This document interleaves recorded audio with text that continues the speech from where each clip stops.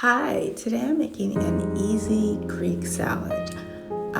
We have just passed Thanksgiving and had all that heavy food, and so I thought a light Greek salad would be just the thing.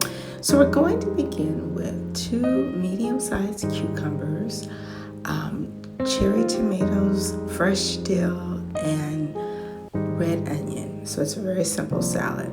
So you can decide whether to peel your cucumbers or leave the skin on.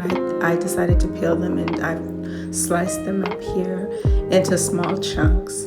I've also taken my cherry tomatoes, which works out to be about a half a cup of cherry tomatoes, and I've sliced them in half.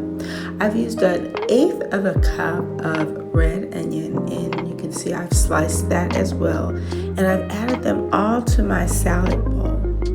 From there, I'm taking a 1/4 cup of fresh dill. I had a bunch of dill, and so I thought I'd use that in the salad. It gives it a nice light flavor.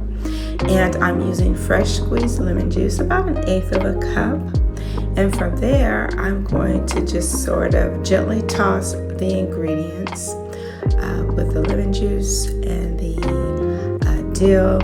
Next, I'm adding a 1/4 cup of Kamada olives, as well as feta cheese to your taste. Now, I've added a 1/4 cup of my favorite Italian dressing because I wanted to have a little more flavor. You're welcome to do that or not. We're going to toss this salad, and once all of the ingredients are combined, you can add salt and pepper to taste. And again, we're just going to mix everything well.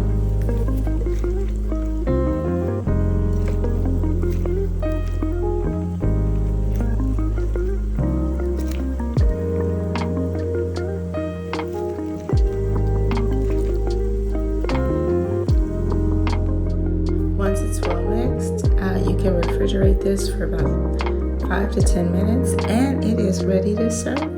And that is your very easy Greek salad.